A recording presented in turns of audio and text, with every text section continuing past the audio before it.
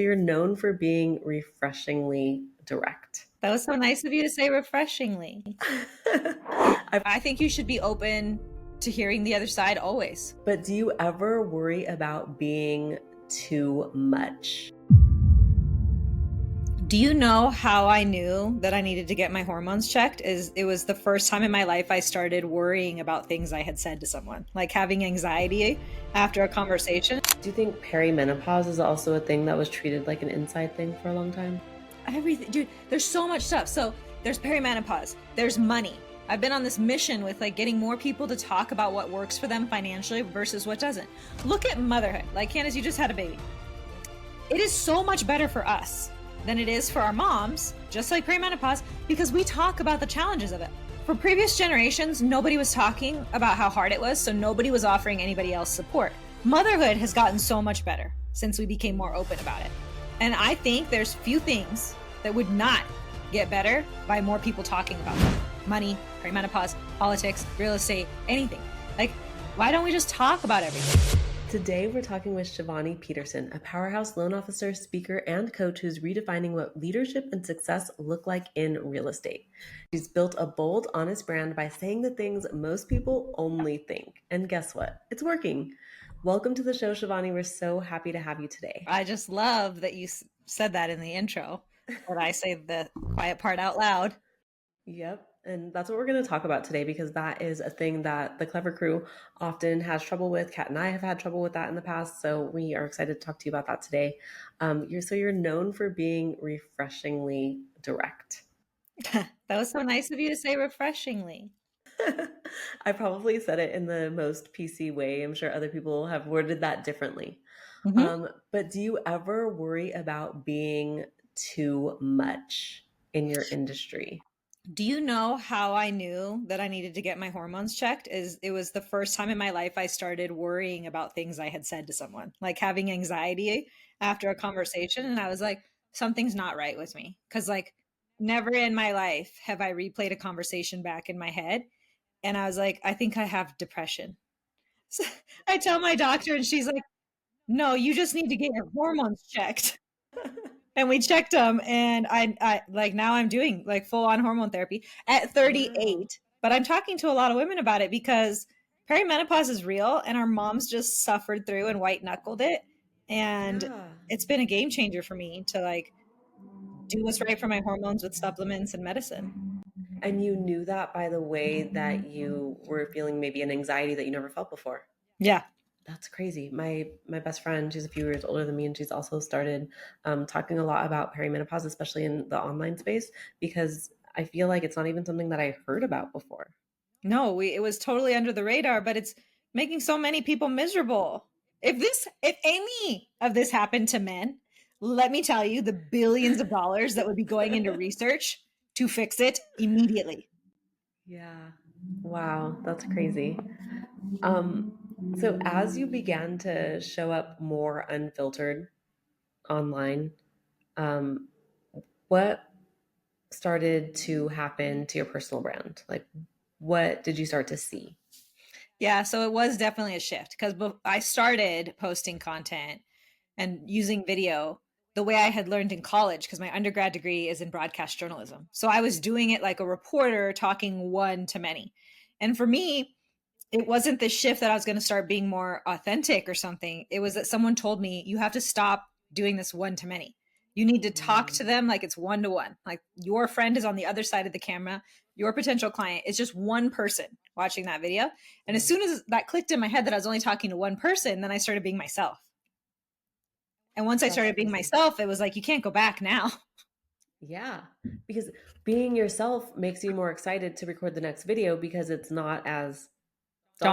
daunting because you're not faking it, you're not acting. Well, and like I wasn't a good reporter. I sent my resume tape out for a full year after graduation and didn't get one job. So I wasn't doing a good job doing that on my content either. That's so funny. Clever Crew, if you're listening in and you're wondering where Kat is, she is here. She's a little quiet today because she's having a little, her voice is gone basically. So say hi, Kat. Hey crew, I'm rocking the Scarlett Johansson bedroom There you go. Yeah. voice slash ASMR. Who knows? It might be a new way to Oh interact my with God, the this ASMR lover. people are gonna love this. Right? Okay. So I'm here, So she's crew. here. I'll answer a few or ask a few cues, but Candace and Shiv, like, I love that you guys are diving right into it. Okay, so I'm gonna ask all the questions. We planned this out ahead of time, so Kat has her voice in here for sure. You also have a blog post that's called "Should I Say the Inside Thing Out Loud?" So I want to talk a little bit about what are the inside things. So my blog is all real estate stuff, whereas Right. where you'll see on my Instagram, it's a hodgepodge of me. But every Friday, I put out a blog to help realtors sound smart at happy hour. So when someone asks them, what's going on with the real estate market? They can like have a good response based on what happened with the economy that week and start an intelligent conversation. So it's always based on whatever's happening with the economy. This year, that's been heavy political because we're in a year where politics are impacting financial markets in a really big way.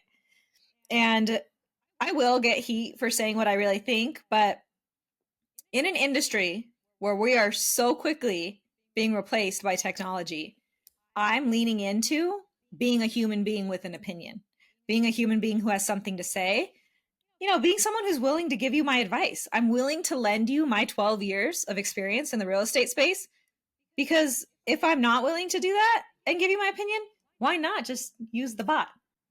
Right. So your response to this new culture of AI, replacing everything with AI, is to dive into being even more human. Yes. Because so in my master's program, I'm graduating in December with a master's in marriage and family therapy. Yeah, thank you. It is a big feat because it's a 2-year program that I'm 5 years into currently. So You're a I don't even mama, you're a boss, you have all these things going on. It's incredible. I will feel very accomplished when I finish this because there has definitely been times over the past 5 years where I wasn't sure if I was going to. Um, but we learned a lot about emotional intelligence, right, in this program and psychology and the neuroplasticity of the brain, which is really a very hopeful concept. But as I learned all that stuff about what builds human connection versus what breaks it, I was slowly integrating that into my business on the mortgage side. And then in the last 6 months, when AI has become so loud, right? The noise about this has become so loud. I'm like, well, it's not that scary actually, because for a long time I've been talking about using human connection to improve your conversion.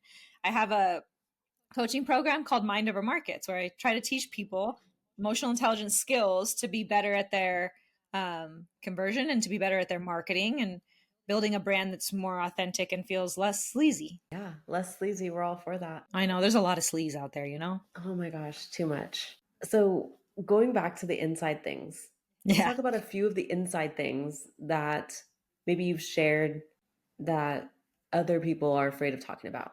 A lot of people are scared to talk about politics right now, for sure, because it is a very charged situation. I grew up in a house that's split politically. So Interesting. we fought about politics. We talked about it at the dinner table all the time. And you disagreed with people and then you went to bed and you woke That up the next sounds like a morning. benefit to you, right? Because you're not afraid of that Yeah, I'm not afraid disagreement. to talk about it. So, but it has put me in some tricky situations because a lot of people don't believe you should talk about politics in the workplace or in a professional setting. Whereas I think you should. I think you should be open to hearing the other side always. Do you think perimenopause is also a thing that was treated like an inside thing for a long time? Everything, dude, there's so much stuff. So there's perimenopause, there's money. I've been on this mission with like getting more people to talk about what works for them financially versus what doesn't. Look at motherhood. Like Candace, you just had a baby. Yep. It is so much better for us than it is for our moms, just like perimenopause, because we talk about the challenges of it all over Instagram. There's people talking about their kids being assholes or how hard this phase is or that newborns don't actually sleep. For previous generations, nobody was talking about how hard it was, so nobody was offering anybody else support. Motherhood has gotten so much better since we became more open about it. And I think there's few things that would not get better by more people talking about them. Money, perimenopause, politics, real estate, anything. Like, why don't we just talk about everything? I honestly think that people who describe themselves as I'm a private person, they just have some mental issue that they need to resolve. Like there's just Like, something there's going something on. part of them that needs to be healed. Yes, there's some kind of dissonance inside that they are masking by saying I'm a private person. But are there things that are still private that you won't talk about? No. No. Honestly, like there's nothing I wouldn't talk about with someone. I can't think of something that I wouldn't. Okay, in the online space. Like, I'm just thinking, like, you and your husband have a fight last night. You're not going on Instagram story and like recapping it for everyone. If I thought it could help someone in the audience, I would. If you think it can help. But that's the difference, right? It's difference between like airing dirty laundry and being like, this thing happened, this is what I learned, this is how I handled it, now I'm going to share. Oh, that's so I think there's a true. difference between the two of those things. Yeah, and that's because you have PR training. Well, So you can articulate that very well. And that's yeah. so valid. That's totally true. But like so my mom is on Instagram. I got in trouble by my mom on Instagram a few times. I don't know if you have. Oh Got in yeah. trouble. Yeah. So as soon as she joined, me and Arjun and Neil were like, ooh, this is not good. And then You're like, block. one time I was flying home I'd spoke at this event for Sotheby's in January in Scottsdale. I was having my tummy tuck like the next week. And so I really wanted to get home and spend time with my family. Like I was, doing this major elective surgery. I could die. Then at Krish's wedding, people would be saying, oh, it would have been so great if mom was here, but she was too vain, So like, I was like, I just want to go home. Like, I really want to make sure I get home with my family. Yeah. So I had a flight and I text my husband and I'm like, I just really don't want Southwest to screw me. And he goes, I'm going to book, let's keep the Southwest flight. I'm going to book the American flight that's an hour later too. Oh, that's nice. Well, as I'm taking off in the American flight, the Southwest flight had been delayed, canceled. So I posted and I said, who thinks Josh should get laid tonight? Your mom saw it? My mom, or June saw it first and he goes, oh, mom's going to be pissed. You're married. She sends me this text. Please stop using Instagram as your therapist. Get a journal or talk to the mirror. What's next? Telling people Josh's dick size? Oh my God. I sent the screenshot to Neil and Arjun. Neil writes back, I've never heard mom say the word dick. Oh my God. He goes, you need to block her. You are too hard on her nerves. You can't let mom see your Instagram. You can't see that. And then I posted all of that. I shared that whole story. I love it. Her. It's great content. Yeah, I got in trouble a couple times for dropping the F-bomb. And now that I'm a mom, I'm kind of like, I don't know if I want Isla to say the F word either. So I don't know. Tony Robbins said that they're just words, right? Like people choose to attach so much meaning to them. Of course, I think there's certain words that you just can't say, Yeah. It doesn't matter. Like there's a historical meaning to them. We just don't say them. Yeah. But I swear obviously a lot. And it drives my mom insane. She says the F word falls from my mouth like petals fall from a flower. And I'm like, so poetic, mom.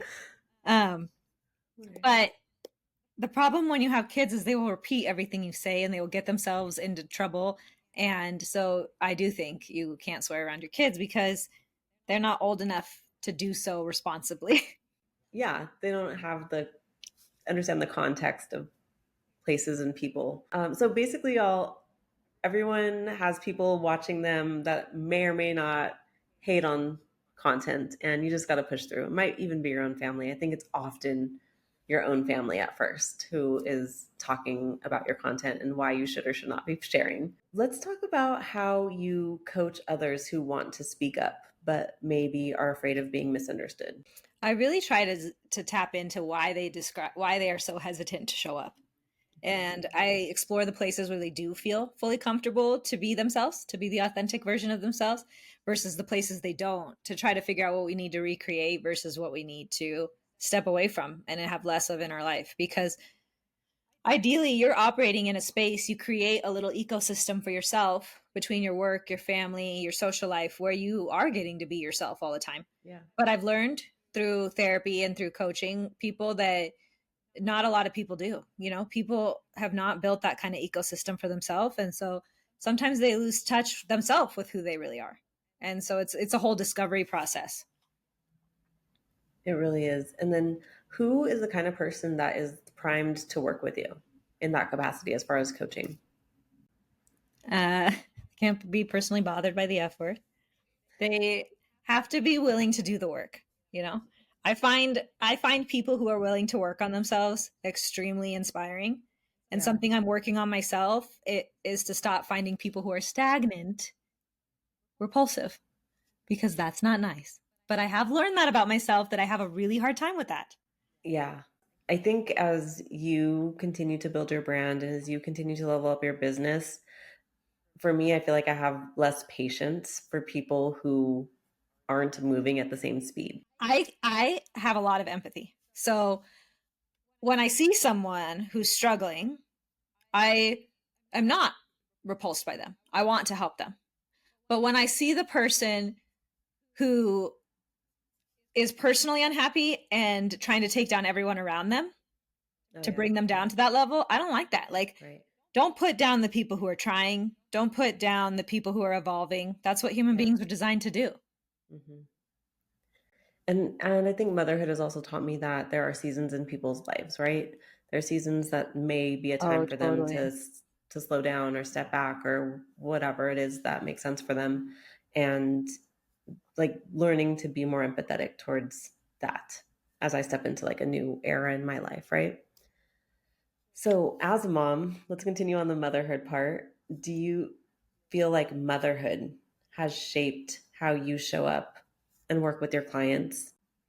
Motherhood has taught me that I have zero control over my life. Like zero. That, you can be a very regimented person. You can think you know everything. You can do a lot of research and read a lot of books.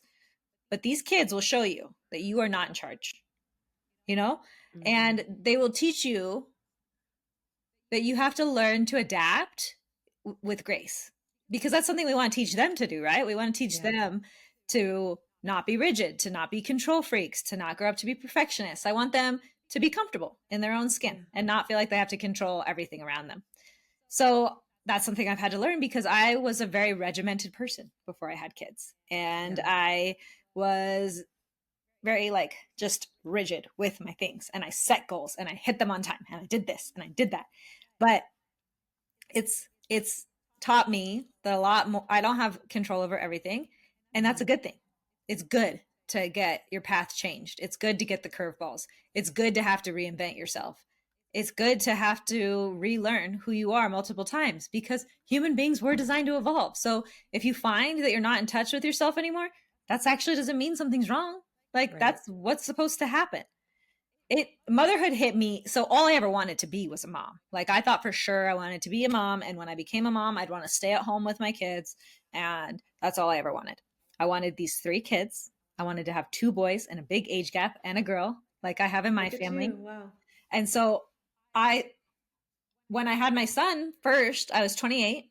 At the predetermined age, I decided I was going to have a kid with or without a husband. And I was ready. I had nannied for years. I knew. I had judged everyone around me. And so I had decided what I was going to do, what I wasn't going to do. And oh my God, I had horrible postpartum. I had a birth that went sideways, and I ended up in an emergency C-section, which I punished myself for mentally. I struggled with nursing. My right nipple literally detached. Oh, it was the left.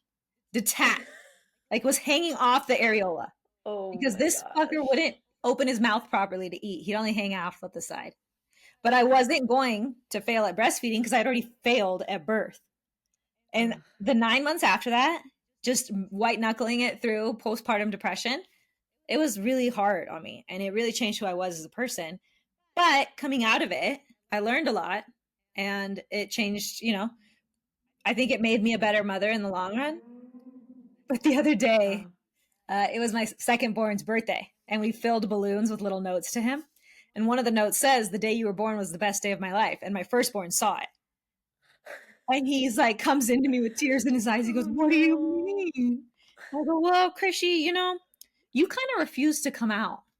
And then after a lot of drama, they had to cut mommy open to take you out. And then when you came out, you didn't want to eat neither. So it was all very stressful for mommy.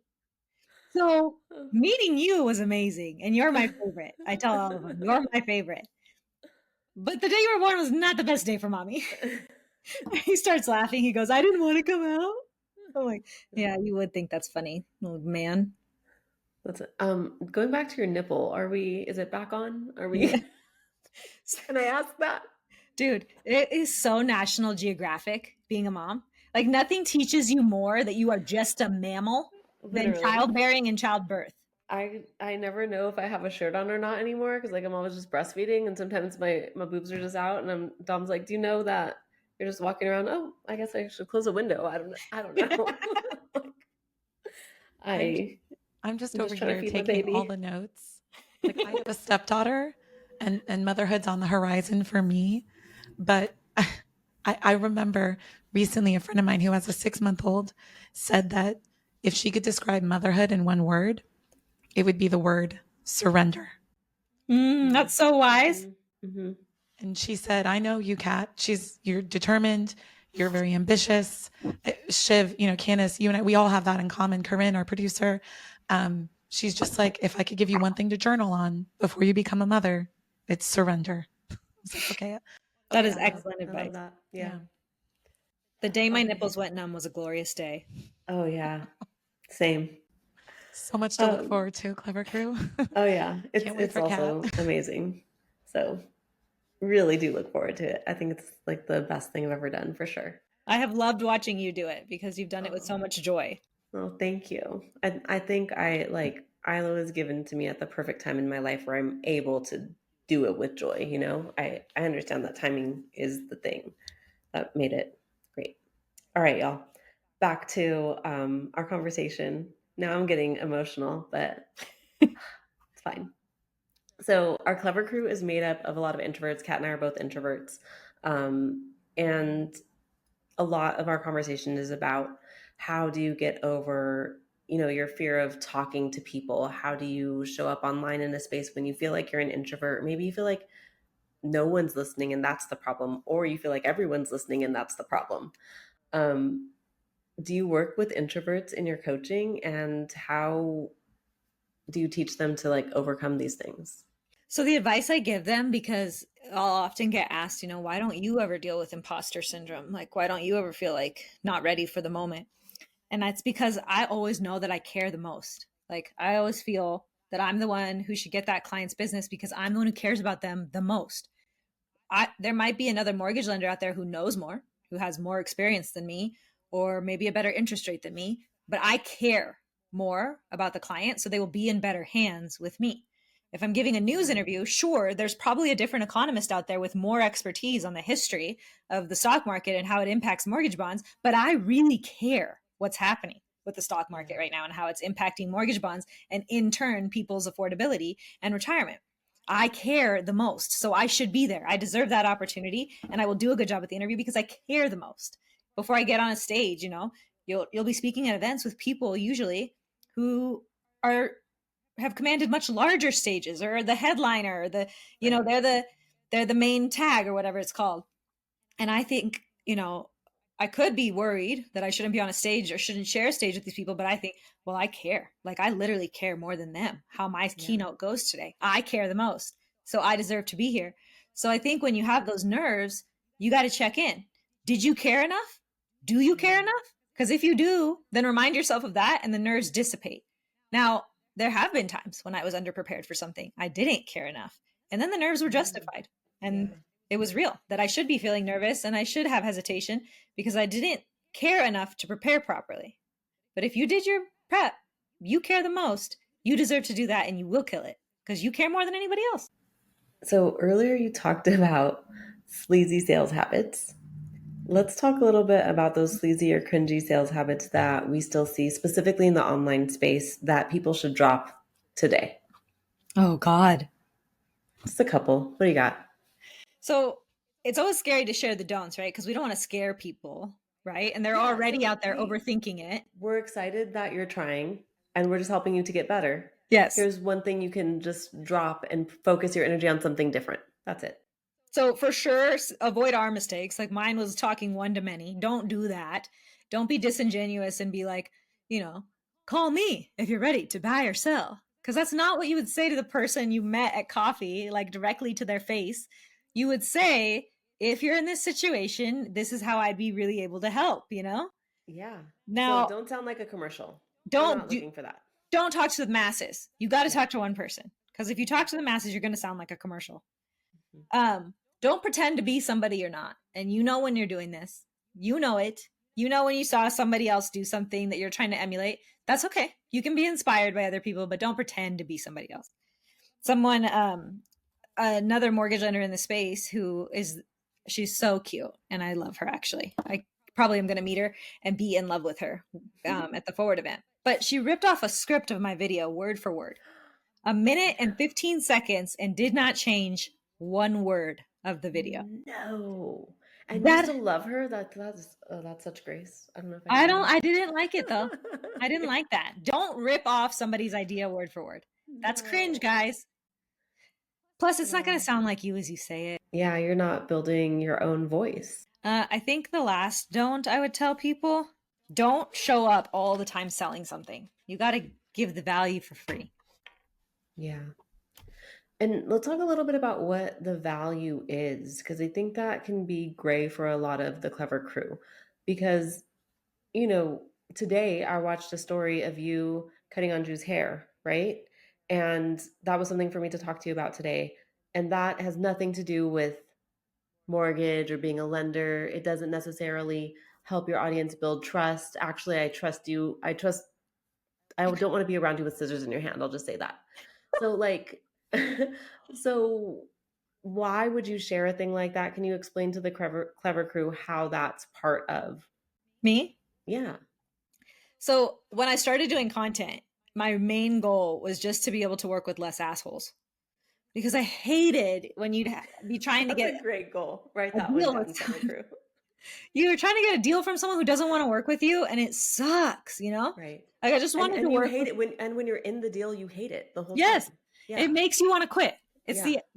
and this is a high stakes thing if you're in the real estate space, like as a realtor or a mortgage lender. We are in a high stakes situation where we get deeply personal with people, and if you don't click, it sucks. Yeah. But when you do click, it is life changing because you are able to impact real change in that person's advice by them in that person's life by them taking your advice. Like you're able to really move the needle for them in a big way. I wanted to just find more people who would like working with me. So I found that I have to show them who I really am so they can decide if they really like me or not. Because otherwise, if I don't show up as who I am, then I'm probably not going to like them when they call me because we're not vibing, Yeah. So if they do happen to discover me on my Instagram, they're going to see the value I have to share from my own experience as a real estate investor and then the 12 years of helping other people get mortgages. They're going to see all that stuff and get important information on the economy too in real time. But then they're also going to learn who I am as a person because my goal is they won't call me if they don't like that person. Right. And you're giving them the inside scoop of who you are, giving them opportunities to talk to you without the nervousness of like, does this mean I'm engaging in a business relationship? Because maybe they're just going to DM you and be like, oh my gosh, her hair looks so cute. And that's just the beginning of a conversation that you get to have with that person that eventually does lead to building rapport and trust. Do you know what they messaged me, Candace? What did they say? That I should open a salon. Wow, how supportive. You call me when Isla's 4 and you want to cut her hair for the first time. She had her in the sink and she was holding her hair and I was like, oh my gosh, I was so nervous. It came out nice. One side is longer. It's fine. Yeah, that's called A-line. Okay, like we can rock. You know what? Thank you for not cutting bangs. I appreciate that because that would have scared me. Listen, I'm trying to reduce my workload here. Bangs that I have to style every day. I already have to do my own. I talked my mom into letting me have bangs in the 4th grade. It was a big mistake. Anyways. Well, we knew you were destined for sales from that time on. Okay, going back to things we talked about before the interview. So before you came on, we asked you like, what are the things that you can't shut up about? And one of the things that you wrote down was that you can't shut up about mental health in the real estate space. And that sounds like something that people aren't saying out loud as well. So, how have you seen mental health show up in the real estate space, and why are you passionate about talking about that? So, because I've been going through my master's program at the same time that there's been some really serious market shifts, I've been watching my colleagues, realtors and lenders, ride this roller coaster of like career success and then career failure, market conditions that are also going up and down wildly. The clients we're dealing with are also living through the same economic and like political climate that we all are. People's mental health, to be honest, is like in the dumpster, like since the pandemic, it's been just bad after bad.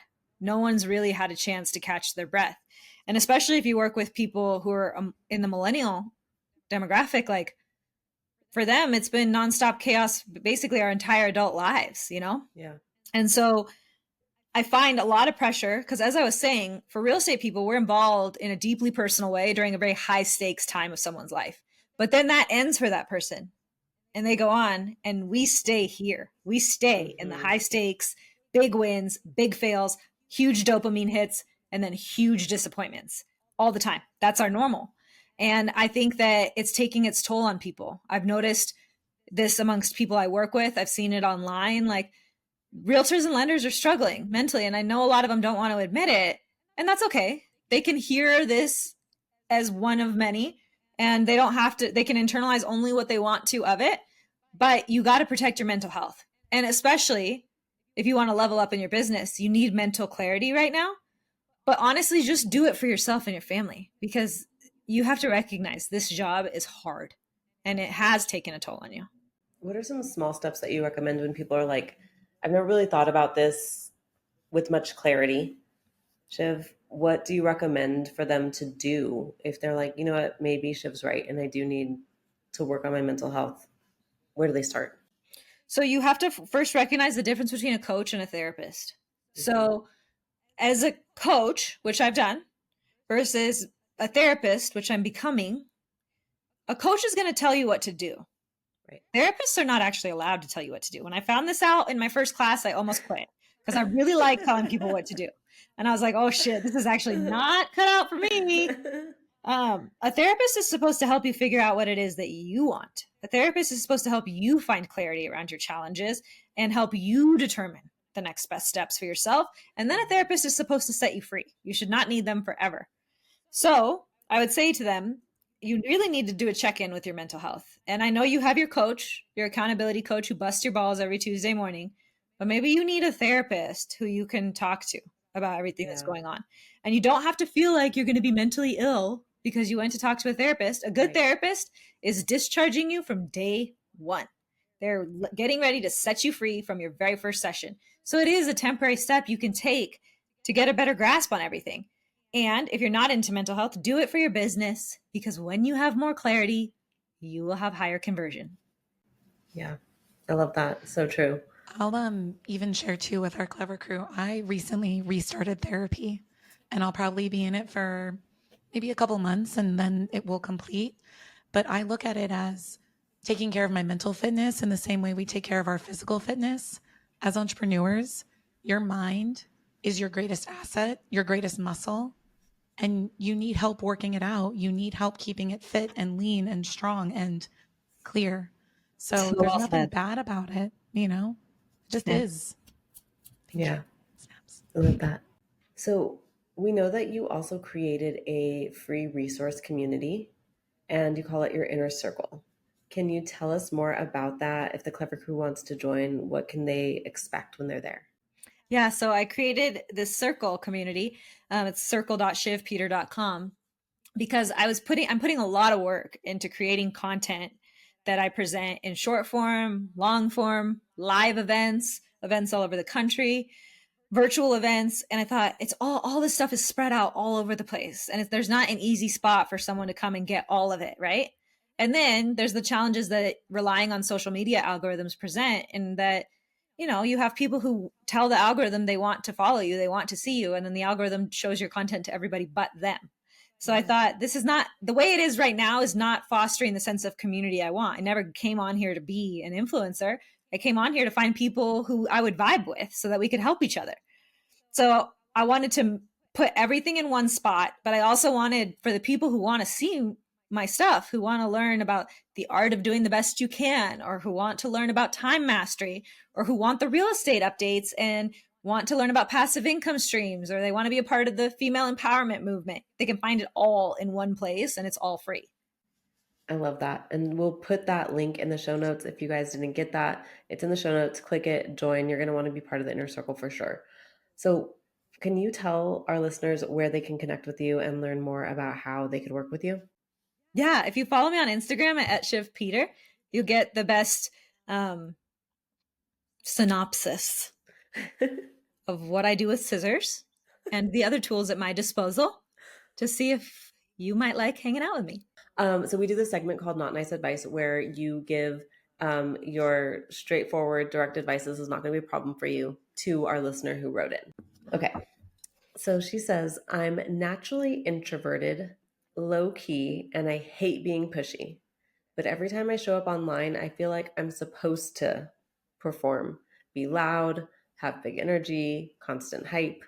Do I have to fake it to make it? Or is there a way to sell without pretending to be someone that I'm not? Quiet, but qualified. Oh, I love that. So it sounds to me like you have clarity on who you are and who you are not. And you also, which you're miles ahead of other people because you've identified that you're showing up as someone you're not. Whereas a lot of other people don't understand why they hate creating content because they haven't figured out that they're not being themselves online.